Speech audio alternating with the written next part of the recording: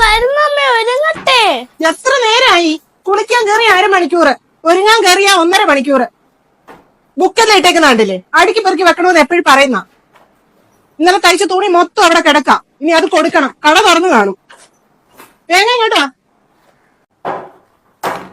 ഫോണോ? ഇതെവിടുന്ന ഫോണ്? മാളുവേ ഇങ്ങോട്ട് വന്നേ. വരുന്നമ്മേ. നോക്കിലാണല്ലോ. എന്താ അമ്മേനൊന്നും ഒരുങ്ങാനും സമ്മതിക്കത്തില്ല. എന്താ അമ്മേ ഈ ഫോൺ ഇത് എവിടുന്നാ? എനിക്കറിയത്തില്ല. നിനക്കറിയത്തില്ലേ? ഈ ബുക്കിനകത്തുനിന്ന് കിട്ടിയതാണല്ലോ ഈ ഫോണ്. എനിക്കറിയത്തില്ല. നീ എന്നോട് നുണ പറയരുത്. നിന്റെ ബുക്കിനകത്തുനിന്നാണല്ലോ ഈ ഫോൺ കിട്ടിയത്. നിനക്കിത് ആരാ തന്നെ ഈ ഫോണ്? നുണ പറയരുത് എന്റെ അടുത്ത്. ഞാൻ അച്ഛൻ വരുമ്പോ പറഞ്ഞു കൊടുക്കും. സത്യമായിട്ട് അറിയത്തില്ല ഈ ഫോണാണ്. എനിക്ക് സത്യമായിട്ട് അറിയത്തില്ല. അമ്മയുടെ മോൾ അമ്മയോട് കള്ളം പറയല്ലേ. അമ്മ അച്ഛനെ എന്തുമാത്രം കഷ്ടപ്പെട്ടിട്ടാ ഈ വീട് മുന്നോട്ട് കൊണ്ടുപോകുന്നതെന്ന് മക്കൾക്ക് അറിയാവോ? നീ കുഞ്ഞായോണ്ടല്ലേ ഒന്നും പറയാത്തത്. നീ പറയുന്ന എല്ലാം അമ്മയും അച്ഛനും മേടിച്ചു തരുന്നില്ലേ? മോളിത് എവിടുന്നെങ്കിലും മോഷ്ടിച്ചതാണോ? ആണെങ്കി അമ്മയോട് പറ. അമ്മ ടീച്ചറിനോട് വന്ന് പറയാം. ആരും അറിയത്തില്ല.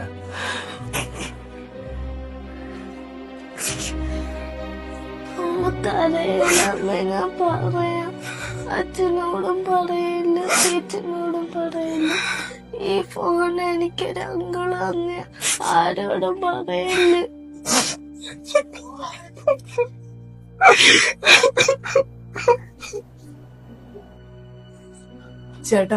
ചേട്ടൻ വരാൻ വേണ്ടി ഞാൻ കാത്തിരിക്കുകയായിരുന്നു. ആരോടും പറയത്തില്ലെങ്കിൽ ഞാനൊരു കാര്യം പറയാം. ചേട്ടനോട് ഞാൻ ഇന്ന് വരെ ഒന്നും മറച്ചു വെച്ചിട്ടില്ല. അച്ഛനോടും ടീച്ചറിനോടും പറയണ്ടെന്ന് പറഞ്ഞ് മോള് കരഞ്ഞു പറഞ്ഞതാ. നീ വളച്ചിട്ടത് കാര്യം പറയാം. ഇന്ന് രാവിലെ മോളുടെ ബാഗിൽ നിന്ന് ഒരു ഫോൺ കിട്ടി. അതും നല്ല ടച്ച് ഫോണ്, വാട്സാപ്പ് ഒക്കെ ഉള്ള ഫോണാ. അതിനകത്ത് കുറെ വീഡിയോസ്.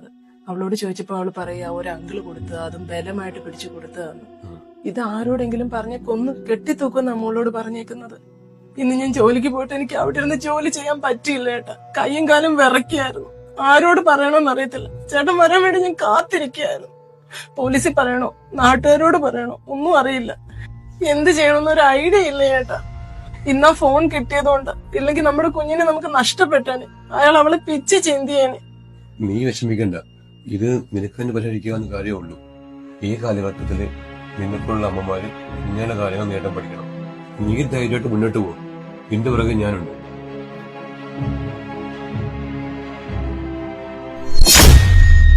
ഹലോ അങ്കിളെ. അങ്കിള് പറഞ്ഞില്ലേ എന്നെ ഒറ്റയ്ക്കാണോ? ഇപ്പൊ അമ്മയും അച്ഛനും ഇല്ല. പെട്ടെന്ന് വാ, എളുപ്പം വാ.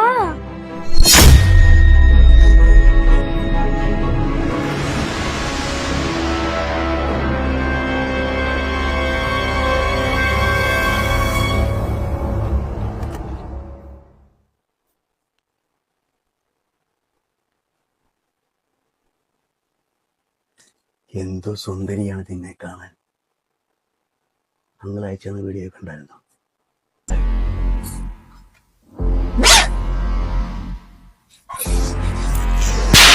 നീ എന്തോ ആണോ എന്റെ കൊച്ചിനെ ചെയ്ത്?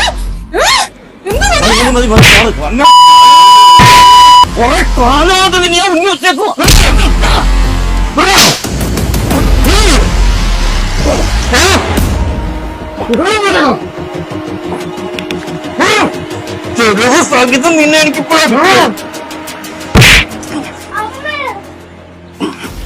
കുറെ കാലമാടാ നിന്നെ ഞാൻ ഉന്നം വെച്ചത്.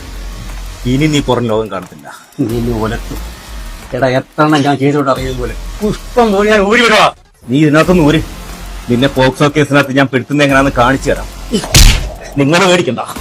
എനിക്കറിയാം എന്തോ ചെയ്യണമെന്ന്.